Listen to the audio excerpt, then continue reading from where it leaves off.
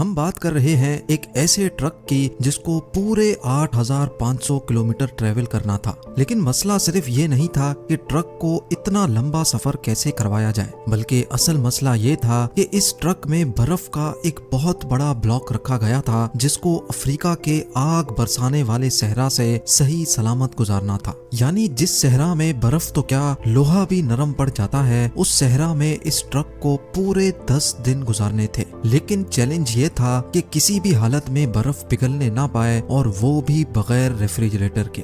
ये बात है 1959 की, जब पूरी दुनिया की अटेंशन एक आइस ब्लॉक ने घेर रखी थी। ये आइस ब्लॉक 3050 केजी वजनी था और इसको दुनिया के एक कोने से दूसरे कोने तक पहुंचाना था, और वो भी बगैर रेफ्रिजरेशन के। यानी इसका स्टार्टिंग पॉइंट था नॉर्वे का शहर मोई राना, और इसका एंडिंग पॉइंट था लिब्राविल, जो सेंट्रल अफ्रीका में एक शहर है। लेकिन आखिर ऐसा किया क्यों जा रहा था? इस आइस ब्लॉक को इतना दूर क्यों ले जाया जा रहा था?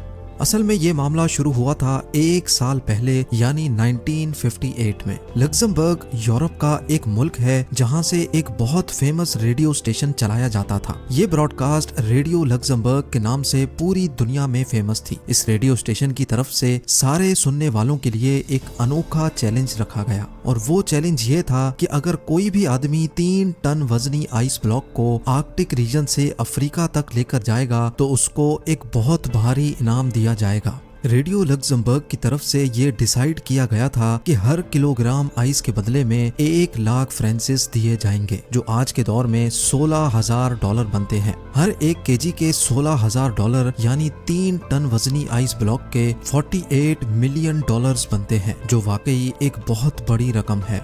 लेकिन इस चैलेंज के कुछ रूल्स भी थे। पहला रूल तो ये था कि ये आइस ब्लॉक 1 पीस में लेकर जाना है। दूसरा रूल था कि इसको सिर्फ बाय रोड ट्रांसपोर्ट किया जाएगा। तीसरा और सबसे मुश्किल रूल ये था कि चैलेंज को पूरा करने के लिए रेफ्रिजरेटर का इस्तेमाल नहीं किया जा सकता। रेडियो लग्जमबर्ग ने इतना भारी इनाम इसी वजह से रखा था क्योंकि उनको अच्छी तरह मालूम था कि इतना बड़ा आइस ब्लॉक आर्कटिक रीजन से अफ्रीका तक लाना किसी भी सूरत में मुमकिन नहीं है, क्योंकि ये कोई छोटा मोटा सफर नहीं, बल्कि ये सफर पूरे 8500 किलोमीटर लंबा है, जिसमें 2500 किलोमीटर अफ्रीका का वो सहरा है जहां टेम्परेचर 50 डिग्री सेंटीग्रेड होता है। यानी बर्फ जो फ्रीजर से निकलते ही मिनटों में पिघल जाती है, वो भला इस हफ्तों लंबे सफर में सही सलामत कैसे मंजिल तक पहुंच पाएगी? रेडियो लग्जमबर्ग ने ये चैलेंज तो दिया, लेकिन यही चैलेंज उनको किस मुश्किल में फंसा देगा इसका उनको अंदाजा भी नहीं था।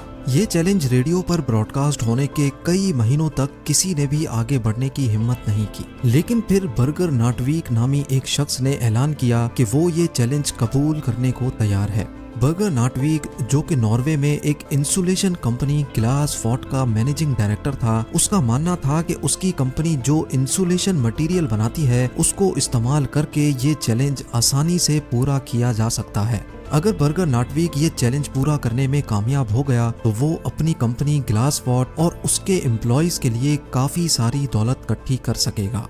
पूरी दुनिया में ये बात फैल चुकी थी कि एक शख्स ने रेडियो लग्जमबर्ग का आइस ब्लॉक चैलेंज कबूल कर लिया है। इस काम को अंजाम देने के लिए नाटवीक ने एक टीम बनाई और चैलेंज को पूरा करने के लिए काम शुरू कर दिया, जिसकी वजह से कई न्यूज़पेपर की हेडलाइंस में नाटवीक के चर्चे होने लगे। आइस ब्लॉक चैलेंज को पूरा करने के लिए अभी तक जो भी कोशिश की गई थी, वो जब रेडियो लग्जमबर्ग को मालूम पड़ी तो उनको एक बहुत बड़ी रकम खोने का डर लगने लगा, और डर के मारे उन्होंने अपनी ये ऑफर वापस ले ली। क्योंकि ग्लास वॉट कंपनी और उसके डायरेक्टर काफी ज्यादा फेमस हो चुके थे, इसी वजह से रेडियो लग्जमबर्ग की ऑफर खत्म होने के बावजूद भी नाटवीक ने ये चैलेंज पूरा करने की ठान ली थी। उनका मानना था कि अगर उनको पैसे ना भी मिले तब भी वो ये चैलेंज पूरा करेंगे, क्योंकि इसकी वजह से इनकी कंपनी की पब्लिसिटी में इजाफा होगा। ये चैलेंज अब स्टार्ट करने का वक्त आ चुका था। ये फैसला हो चुका था कि आइस ब्लॉक को नॉर्वे के शहर मोई राना से ऑल द वे अफ्रीका में गैबोन के शहर लिब्राविल तक भेजा जाएगा। आइस ब्लॉक को Denmark, Netherlands, Belgium, France, Spain और मोरक्को के बाद अल्जीरिया के सहरा से गुजारकर गैबोन तक लाया जाएगा। नेटवीक की टीम में एक इंजीनियर, 4 ड्राइवर्स, एक ट्रक मैकेनिक और 2 कैमरामैन भी शामिल थे। उन्होंने 3 टन वजनी आइस ब्लॉक को ग्लेशियर से काटने का फैसला किया, लेकिन इतना बड़ा आइस ब्लॉक एक ही साथ उठाना काफी मुश्किल था। इसीलिए 200 केजी के ब्लॉक्स को काट काट कर हेलीकॉप्टर के जरिए नीचे भेजा गया।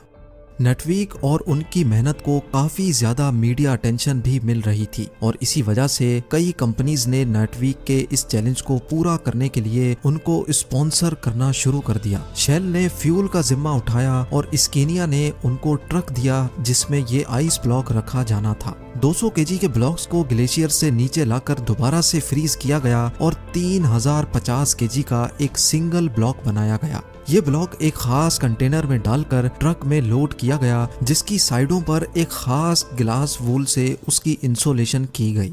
अच्छी तरह इंसुलेशन करने के बाद 22 फेब 1959 को आखिरकार ये अनोखा सफर शुरू हो गया। शुरुआत का सफर तो काफी ज्यादा आसान था क्योंकि इन इलाकों में मौसम भी काफी खुशगवार था और रोड्स भी ठीक ठाक थे। क्योंकि ये न्यूज पूरी दुनिया में फैल चुकी थी, इसी वजह से ये ट्रक और उसका क्रू जिस भी बड़े शहर से गुजरते थे, वहाँ के लोग उनका इस्तकबाल करते और नारे लगाकर उनका हौसला बढ़ाते थे। जैसे जैसे उनका सफर बढ़ता जा रहा था, उनकी पब्लिसिटी में मजीद इजाफा होता जा रहा था। जब ये ट्रक पेरिस से गुजर रहा था तो उनको वहाँ की पुलिस ने भीड़ वाले इलाकों से गुजारने के लिए खास प्रोटोकॉल भी दिया। यहाँ तक के पेरिस के मेयर ने क्रू की दावत भी की थी। इस सफर को 1 हफ्ता गुजर चुका था। मार्सेई पहुँचने पर ट्रक को क्रेन की मदद से एक शिप पर रखा गया क्योंकि अब उनको समंदर का एक बहुत बड़ा हिस्सा पार करना था। समंदर के दूसरे हिस्से पहुँचने पर कंडीशंस बिल्कुल ही अलग हो चुकी थी। ट्रक अब अफ्रीका की जमीन पर आ चुका था जहां दिन के टाइम पर गर्मी इंतहाई शदीद थी। न सिर्फ आइस ब्लॉक के पिघलने का खतरा था, बल्कि गर्म रेत पर सफर करने से ट्रक के इंजन को भी खतरा था और उनके साथ मौजूद क्रू की तबीयत बिगड़ने का भी खौफ मंडला रहा था। इन सारे खतरों के अलावा ट्रक को सिक्योरिटी थ्रेट भी था क्योंकि जिस सहरा से वो लोग गुजर रहे थे उस इलाके में जंग चल रही थी और फ्रीडम फाइटर्स के लोग पहाड़ों में ही छुपे होते थे। वो लोग अपनी बातें मनवाने के लिए ट्रक और उसके क्रू को होस्टेज भी बना सकते थे। इस खतरे से निपटने के लिए फ्रेंच फॉरेन लीजन ने ट्रक और उनके क्रू को सहरा के कुछ एरियाज में सिक्योरिटी दी और उनको खास इंस्ट्रक्शंस दी कि कम से कम स्टॉप लेकर उनको इस सहरा से गुजरना है। लेकिन क्योंकि इस सहरा में प्रॉपर रोड नहीं थे, इसी वजह से ट्रक बार बार रेत में फंस जाता था। उनको मंजिल तक पहुंचने की जितनी ज्यादा जल्दी थी, उतना ही ज्यादा उनके रास्ते में मुश्किलात आ रही थी। हर मर्तबा जब ट्रक फंस जाता था तो उसको रेत से निकालने में क्रू को घंटों लग जाते थे।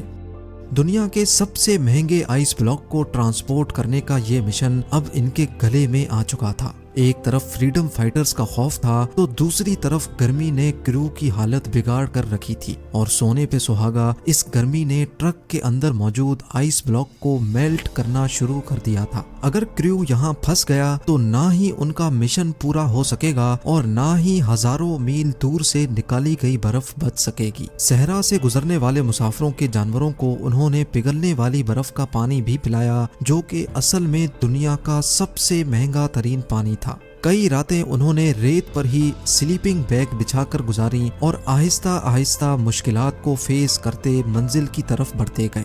आखिरकार वो इस सहरा को पीछे छोड़ने में कामयाब हो ही गए और अब उनकी मंजिल काफी ज्यादा करीब थी। पूरे 28 दिनों के सफर के बाद ट्रक, क्रू और बचा हुआ आइस ब्लॉक लिब्रेविल पहुंचने में कामयाब हो गया था। लिब्रेविल पहुंचने पर उनका भरपूर इस्तकबाल किया गया, लेकिन सबको सिर्फ एक बात जाननी थी कि 28 दिन के सफर और मुश्किल तरीन कंडीशन से गुजरने के बाद आखिर कंटेनर में कितनी बर्फ बची है। हैरत अंगेज तौर पे जब ट्रक का कंटेनर खोला गया तो उसके अंदर का मंजर देखकर यकीन करना मुश्किल था। जी हाँ, नॉर्वे से निकलते वक्त आइस ब्लॉक 3050 केजी का था, लेकिन पूरे 28 दिनों के मुश्किल तरीन सफर के बाद हैरत अंगेज तौर पे आइस ब्लॉक का वजन 2714 किलोग्राम था। सिर्फ 11% बर्फ यानी सिर्फ 336 किलोग्राम आइस रास्ते में पिघल चुकी थी और बाकी सारा आइस ब्लॉक वन पीस में मौजूद था। बेशक रेडियो लक्समबर्ग अपनी ऑफर से पीछे हट चुका था, लेकिन फिर भी ये चैलेंज पूरी तरह से कामयाब हुआ और ये बर्फ तोड़कर गैबोन के लोगों में डिस्ट्रीब्यूट की गई, जिन्होंने आज से पहले कभी भी बर्फ नहीं देखी थी।